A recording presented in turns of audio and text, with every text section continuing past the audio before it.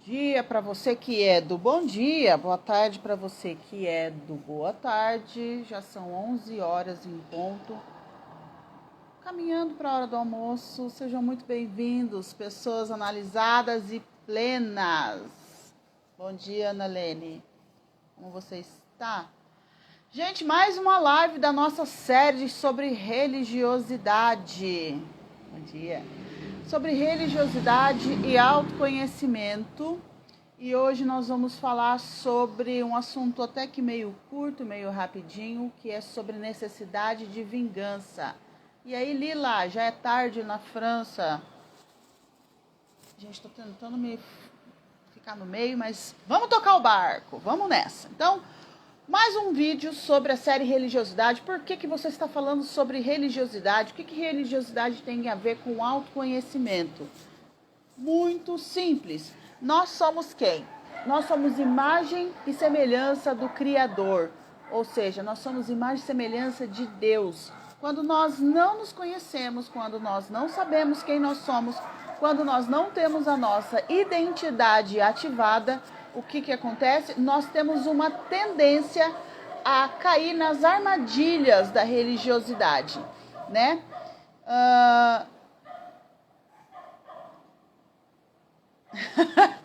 Então, seja bem-vinda, Lila. Lila disse que estava pensando sobre religiosidade, eu abro a live. Todos os sábados estamos aqui. Então, vamos lá. Se você assistiu a série, você vem acompanhando todos os sábados, eu venho falando sobre alguns temas, sobre algumas coisas dentro do processo de religiosidade. Nós já falamos sobre vitimismo, nós já falamos sobre necessidade de carregar as pessoas, necessidade de ser visto.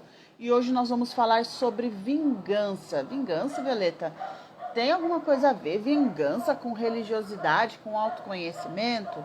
Sim, sim. E como eu estava falando, toda vez que nós não nos conhecemos, que nós não temos a nossa identidade ativada, nós caímos nas ciladas e nas armadilhas da religiosidade. O que é religiosidade? Inclusive tem uma caixinha de pergunta lá no Stories, perguntando sobre o que você entende por religiosidade. Religiosidade é um grupo de regras que ou seja, um empacotamento, eu encaixoto algumas coisas dentro umas regras dentro dessa caixa. Quem não cabe dentro dessa caixa, automaticamente está fora, ou seja, está condenado e está fora daquilo que Deus quer, entendeu? E isso acaba sendo um fardo para a pessoa. E aonde que entra a necessidade de vingança? A necessidade de vingança, ela sempre nasce em pessoas que precisaram de justiça na fase mais importante da vida.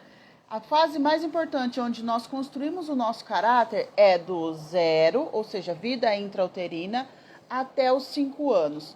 A partir dos 5 até o começo da vida adulta, em torno dos 18 anos, o que a gente faz? A gente solidifica aquilo que já foi construído do 0 ao 5.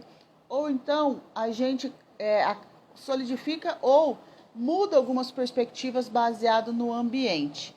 Pessoas que precisaram, criança, gente, eu vou falar isso até furar o tímpano de vocês. Criança não vem para uma família, criança não pode ter função. Ela não vem para receber, principalmente o bebê e a criança do 0 ao 5, ela não vem para dar nada, ela só vem para receber. E aí, quando essa criança não tem a justiça que ela necessita durante esse período e durante o período de cristalização, que é depois dos 5 até os 18, adivinha como que ela vê o mundo? Como uma pessoa injustiçada. Se essa pessoa tem traços de psicopatia, se você caiu de paraquedas e não sabe do que eu estou falando, não é doença, tá, gente? Traço de psicopatia é um dos 5 traços de caráter que uma pessoa carrega. Se essa pessoa ela tem traço de psicopatia mais alto, ela também acaba desenvolvendo mais esse lado, essa percepção de justiça ou injustiça. Entenderam o lance da justiça e da injustiça? Ok. Então vamos para a vida real. Quando a pessoa ela precisa dessa justiça, ela vai buscar em algum lugar, em alguma coisa, em alguma situação, em alguma pessoa. De novo, a igreja é um lugar fantástico, é um terreno super fértil para isso. Por quê? Porque às vezes a pessoa apanhou durante a vida, né? Foi jogado para lá e para cá. E de repente ela encontra numa instituição, num lugar, numa doutrina e numa crença, um Deus que vai fazer justiça por você. E se a gente pega as histórias, principalmente ali do Velho Testamento, a gente nota que Deus se apresenta como Deus de justiça. Tá tudo bem? Tá tudo bem, tá tudo certo, tá tudo lindo. Quando é que isso começa a causar problema? Quando eu tenho uma necessidade muito forte de justiça, porque eu já fui injustiçado na minha infância, e agora eu tendo contato com esse Deus, adivinha, esse Deus é o Deus perfeito, é o Deus que eu precisava, porque esse Deus é o Deus que vai fazer justiça por mim. Qual que é o problema aqui, Violeta? Qual que é o problema de eu querer buscar a justiça de Deus? Inclusive, um dos nomes de Deus é Jeová Siriqueno. É esse que é Deus da minha justiça? Gente, se alguém souber, depois comenta aí embaixo. É isso. Dentro da doutrina cristã, Deus ali aparece com vários nomes, como Jeová Rafá, Jeová Nissi, Jeová Jiré, e um deles é o Deus de justiça, que traz a justiça para você. Ok? Tá tudo bem? Tá tudo bem. Não tem nada de errado com isso. Mas como eu tenho uma necessidade de justiça que está cristalizado numa ausência da função materna e paterna, eu entro na igreja e eu acabo fundamentando a minha crença em cima dessa justiça e buscando essa justiça de forma doentia. Qual que é o subproduto dessa busca de justiça doentia?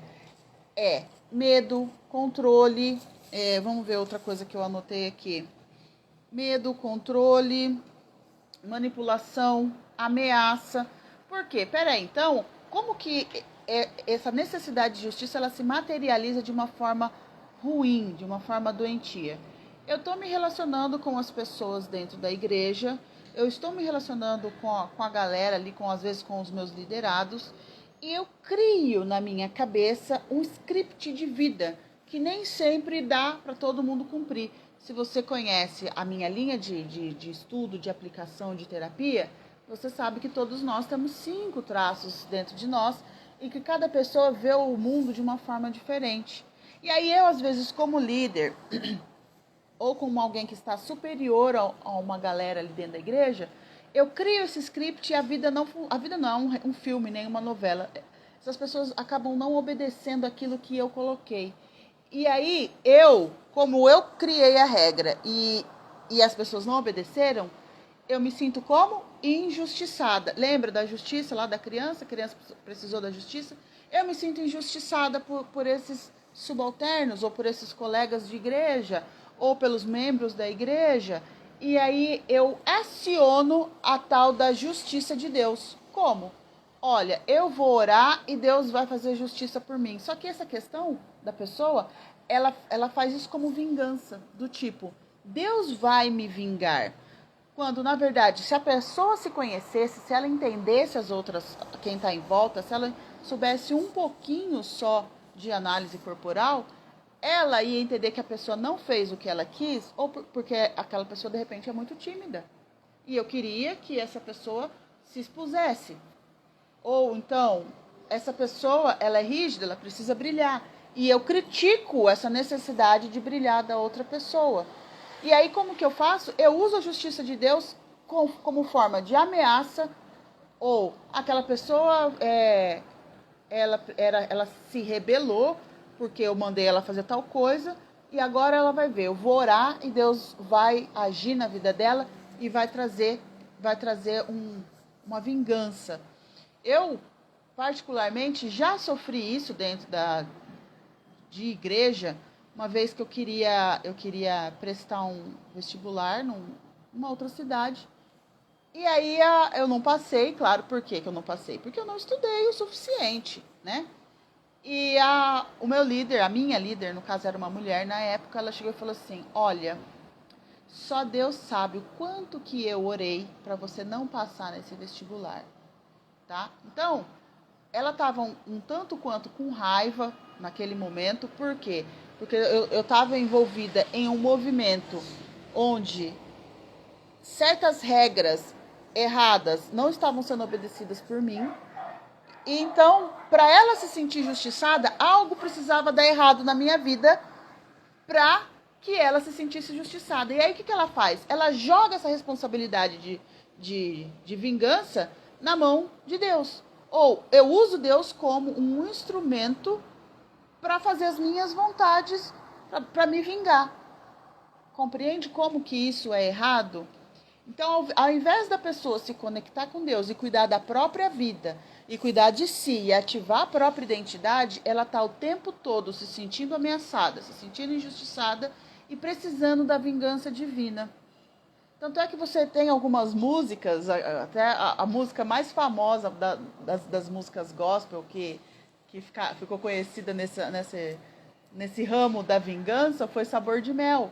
Porque a pessoa, ela foi massacrada, ela foi pisada, mas agora Deus, através de Deus, através de eu estar aos pés de Deus, Deus vai fazer vingança por mim, vai me vingar, vai mostrar.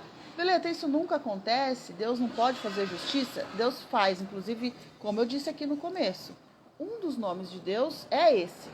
Só que a pessoa que aciona isso o tempo todo, não sei se já aconteceu com vocês, mas eu já fui em lugares, em igrejas, que a pegada da pregação, do ambiente, sempre, toda vez porque o seu irmão se levantou contra você e Deus vai fazer justiça por você. Peraí, por que o irmão se levantou contra a pessoa? Porque o cara é um porre, porque o cara é um chato, ou porque o cara tá fazendo coisa errada. Então, peraí, não existe o lance de eu me conhecer e de eu analisar.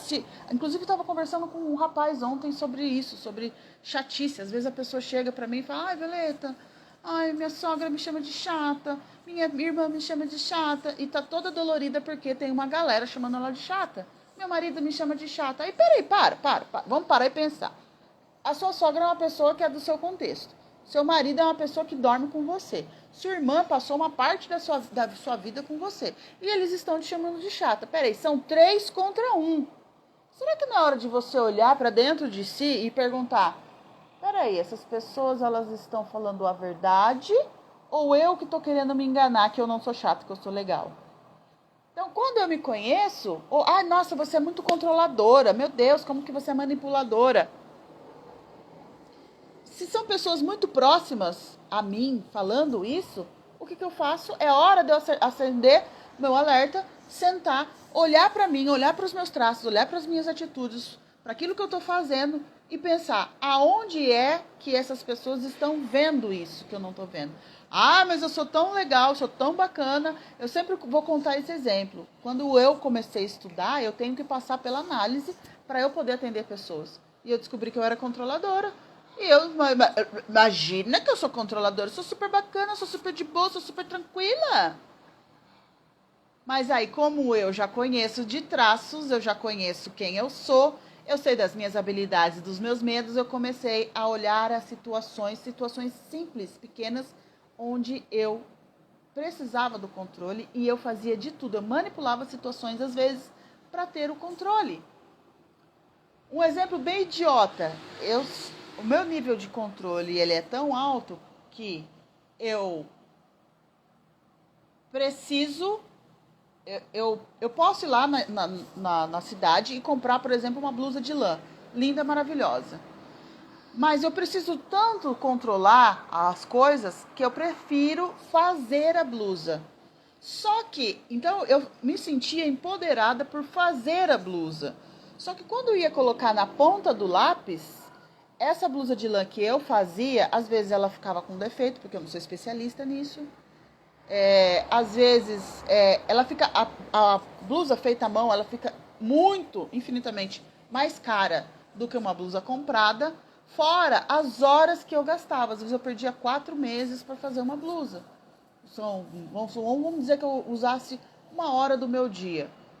E aí, quando você coloca isso na ponta do lápis, às vezes 1 hora do meu dia, se eu estou trabalhando, o que eu ganho em 1 hora, de repente, compraria já a blusa. Então, para que eu vou perder 3 vezes 4, 12? Para que eu vou perder 120 horas da minha vida, sendo que eu posso trabalhar 1 hora só e ir lá comprar a blusa? Olha o nível. Mas como eu precisava desse tipo de controle, estou falando do meu tipo de controle. Tem pessoas que gostam de controlar outras pessoas. Eu gosto de controlar processos. Por quê? Porque eu tenho 23% de masoca. Então, para eu me sentir no controle, eu precisava ir lá e fazer a blusa. Sendo que uma hora de trabalho minha paga a blusa. Para que eu preciso controlar isso? E eu achando que você fazia tudo isso, que era uma mulher prendada. Na verdade, é controle. Sim, e essa é a desculpa que eu uso. Essa é a desculpa que eu uso. Eu sou prendada, eu gosto de fazer, eu relaxo. Realmente, tem coisa que eu relaxo fazendo crochê, eu relaxo costurando, eu relaxo cozinhando. É gostoso pra mim. Mas tem situações na vida que eu preciso abrir mão disso. Por quê? Eu preciso de tempo. Às vezes eu tô ali focada no crochê, sendo que eu poderia estar brincando com meu filho. Então, o que é mais barato pra mim? Eu trabalhar uma hora, comprar blusa e brincar o resto das horas com meu filho? Ou é mais barato eu deixar o meu filho de escanteio e fazer a blusa durante essas 120 horas, tá? Controle. E às vezes a pessoa, ela nessa necessidade... Não, nós já fomos para outro lado, né? Nessa necessidade de controlar pessoas, ela usa o lance da vingança. E dentro do núcleo eclesiástico, de igrejas, isso é muito comum. Por quê? O ser humano, desde que ele pecou lá no Éden, ele tem um probleminha com ele.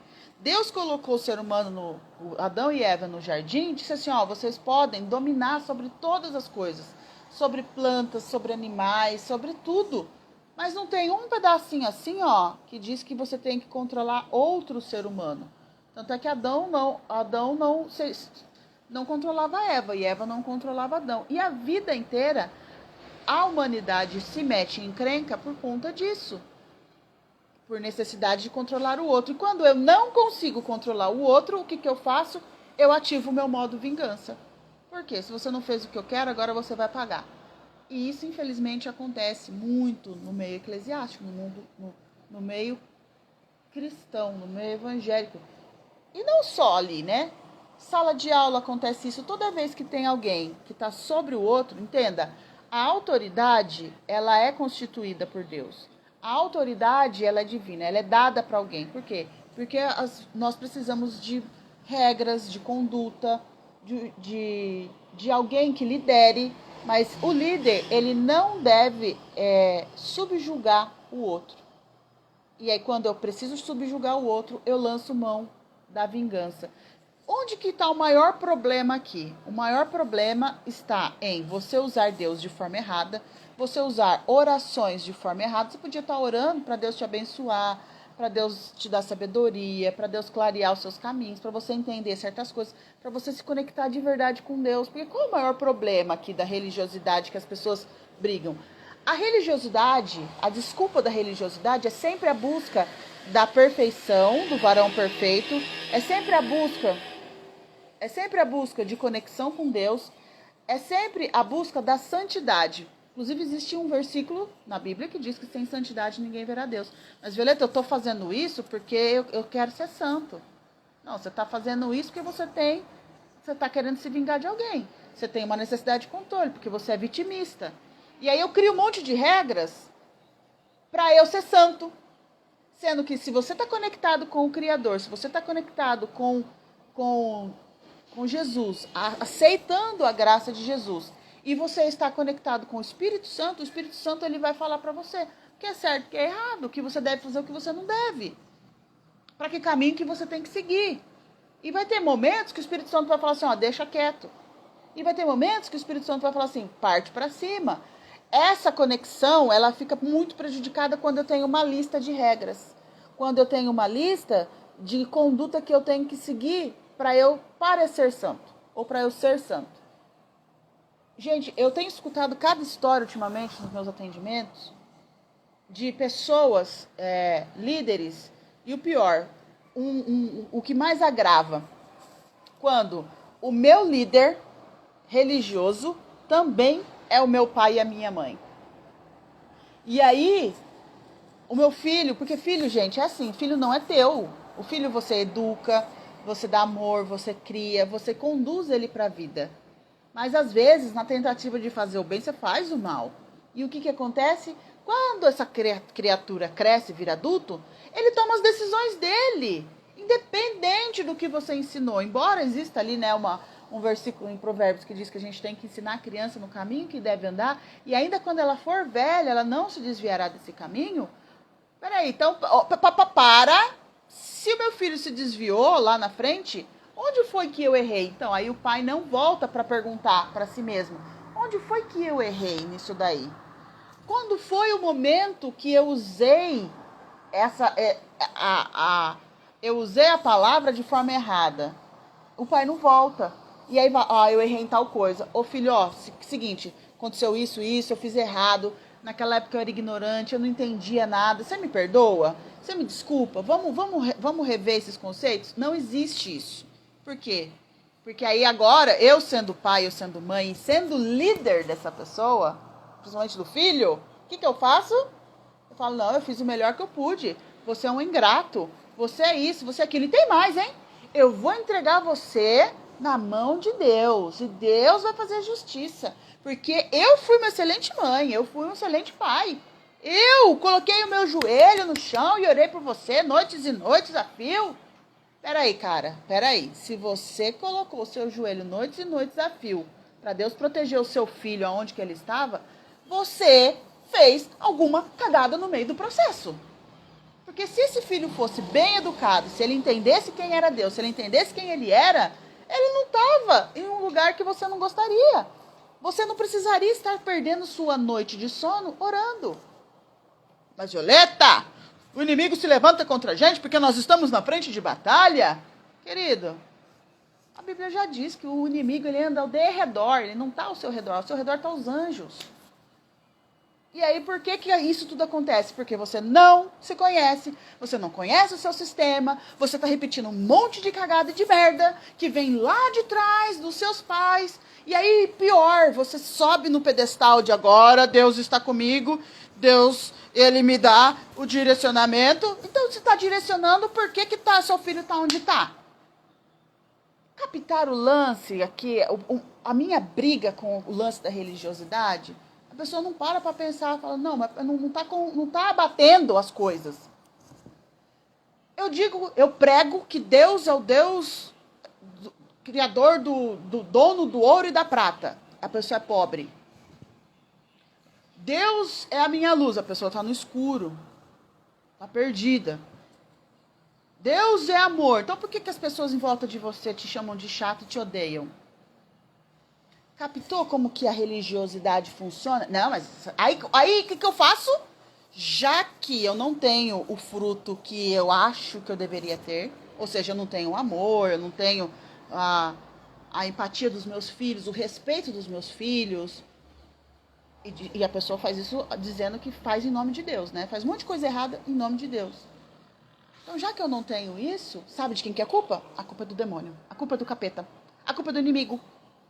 Mas ela não olha para si, não avalia o que ela está fazendo, não avalia a si próprio, não avalia as coisas erradas que fez, não sabe pedir perdão, não sabe pedir desculpa, não sabe recalcular a rota, não sabe avaliar o sistema e bota a culpa em quem? Se deu tudo certo, é Deus. Se deu tudo errado, é o capeta. E às vezes até o que deu errado, não, mas Deus quis assim. Deus que proporcionou isso, porque ele tem um propósito maior. A pessoa faz um monte de coisa errada. Então, a pessoa vai lá, ela infarta. Tava obesa, infartou, foi pro hospital. Sabe o que é? Deus tem um propósito na minha vida, porque lá no hospital, você acredita que eu falei de Jesus para a enfermeira? Para de ser cara de pau, criatura! Você comeu tudo que devia, só não comeu a lua porque a lua tá longe. Fez tudo um monte de escolha errada na sua saúde. E aí infartou ainda. Não, era o propósito de Deus para eu falar de Jesus para a enfermeira. Sabe o que é isso? Religiosidade. Por quê? Para aliviar a culpa, para aliviar a dor de eu ter feito um monte de escolha errada, eu uso ou Deus ou o diabo. Isso é religiosidade. Então, vamos lá. Danos da necessidade de vingança. A pessoa ela usa a justiça divina como uma arma ou uma ameaça, né? Isso ela usa contra os subalternos, contra os filhos, e aí sempre apresenta Deus para essas pessoas como uma arma de ameaça ou para imprimir medo, né? Coisas assim. Outra coisa, pessoas que têm essa necessidade de vingança, às vezes usa o conceito de maldição como consequência da justiça divina. Maldição, ela tá por escolhas erradas que eu fiz no meu sistema lá atrás. Não consegui identificar, não consegui olhar para mim, não consegui me avaliar, não me conheço, não sei das minhas habilidades nem dos meus medos. Uma consequência também, tá? E aí isso acaba afastando. Às vezes é por isso que você vê filhos de pessoas que são tão santas, tão divinamente perfeitas, mas o fruto daquela pessoa não condiz com a santidade que ela aparenta.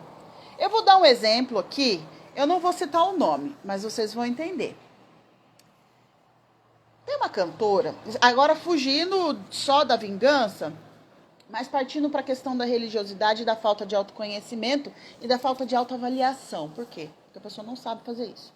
Existe uma cantora aí que ela... Inclusive eu estava assistindo um podcast dela uns dias atrás, ela como atriz, e ela contando da história de vida dela, gente. Ela é uma mulher que canta maravilhosamente bem, que é usada, está sempre nos palcos dos grandes shows gospels, né? Coisa linda de Deus. Aí ela vai contar a história dela. O marido, no começo da vida, era drogado. Descobriu que o marido era drogado, o marido não, o noivo na época. Descobriu que o noivo era drogado, que o namorado era drogado, separou. Detalhe, todo mundo aqui é no contexto crente, tá? No contexto crente. Eu vou usar esse termo crente, é o termo mais chulo que tem para cristão, que eu conheço. Então, crente. E aí o tio era drogado. Um mês, aí tal, separou, voltou. Um tempo depois, ele chegou e falou, eu te amo, quero ficar com você, acho que a gente tem que casar. O cara já estava limpo, né? Já tinha se recuperado da droga. Um mês antes do casamento, esse cara cai nas drogas de novo. Neiva, o tiozinho já tinha problema com droga. Pensa aqui comigo, o tiozinho já tinha problema com droga. Um mês antes do casamento, ele cai nas drogas de novo. O que você faz? Você sai correndo 3 dias e 3 noites sem olhar para trás. Não, mas o que ela fez? Chorou. Ela se juntou com um monte de gente. Vamos orar. Ai, que Deus vai reconstruir, que Deus vai reconstituir. Deus não pode fazer isso, Violeta? Deus pode. Mas o cara já tinha dado vários sinais. Não, mas aí o que eu fiz ainda? A pessoa, ela casou com o cara e no primeiro ano de casamento, adivinha, foi coisa linda de Deus? Não, foi um inferno na terra. É óbvio. A pergunta é, por que essa mulher precisa de um homem drogado do lado dela? Acompanhe minha linha de raciocínio. A vida se passou, o tempo se passou. Essa tia, ela é cantora, ela perdeu a voz. Um filho morreu. E o outro saiu do armário, vamos dizer assim, faz drag, coisas e tal. Aí ela tá lá chorando, dizendo que Deus é capaz de reconstruir, de restituir tudo, de fazer um milagre. Sim, Deus é capaz de tudo. Mas a pergunta que você tem que fazer de forma racional, por que uma mulher fantástica dessa precisa de tudo isso que eu te falei? Um começo de casamento ruim com um marido drogado, a perda de voz, a morte de um filho o escândalo, né? Porque para os crentes a homossexualidade parece que o pecado da homossexualidade ele tem um peso muito maior. O cara vai lá, ele adultera, ele come todas as irmãs da igreja, mas se ele pedir perdão, a igreja perdoa, chora e se quebranta. Mas se o cara for homossexual, isso é imperdoável, né? Então, para que essa mulher precisa de tudo isso? Para quê? Qual que é o motivo? Essa pergunta que ninguém faz. É essa, porque aí, qual que é o problema na cabeça de quem está fora da igreja, gente? É isso que vocês têm que entender. As pessoas que estão fora da igreja escutam os crentes falar que Deus é capaz de tudo, então por que ela não ora, o marido larga das drogas? Por que ela não ora, a voz volta de uma vez? Por que ela não ora, o filho é curado? Por que ela não ora, o filho sai da homossexualidade? Simples, porque o problema não é espiritual. O problema está arraigado no sistema dela lá de trás. de pai, de mãe. E que tipo de religiosidade ela apresentou para essas crianças, para esses filhos, para um morrer e o outro partir para o homossexualismo? Hã? É só para você pensar, é para você raciocinar e meditar nisso que eu tô falando. É aqui que eu falo, gente, é por isso que eu vou bater em cima da religiosidade esse ano inteiro. Embora Deus possa fazer milagres, Ele seja capaz, tem uma boa parte que é nossa responsabilidade. E aí, quando entra na minha responsabilidade, eu não quero. Não, Deus, não, ó, Deus. Teve um meme ontem, num Reels, tava escrito assim, eu pedindo dinheiro pra Deus. E aí, o cara fala assim, ah, não, trabalhar não quero, não. Por quê? Porque a parte do cara é trabalhar. O dinheiro vem dinheiro vem através do trabalho. Eu quero dinheiro, mas eu não quero trabalhar. Eu quero libertação, mas eu não quero me conhecer, não quero saber, não quero me conectar comigo. Então é isso, gente. A live de hoje era essa. Nossa, que tema pesado. O que nós vamos falar semana que vem? Eu acho que será medo. Religiosidade e medo. Tudo isso dentro do autoconhecimento, tá? Então, eu convido vocês a conhecerem a si mesmos, a conhecerem a si próprios. Por quê? O dia que você se conhecer, você conhece Deus também, tá? Claro que não é só isso. Você tem que ler a Bíblia, você tem que se conectar com Deus, você tem que orar, você tem que ter intimidade com Deus. E intimidade vem através de relacionamento. Compreende? Mas, Violeta, como que eu faço para eu me conhecer? Como que eu faço para entender essas coisas que você está falando aí, desses 5 traços?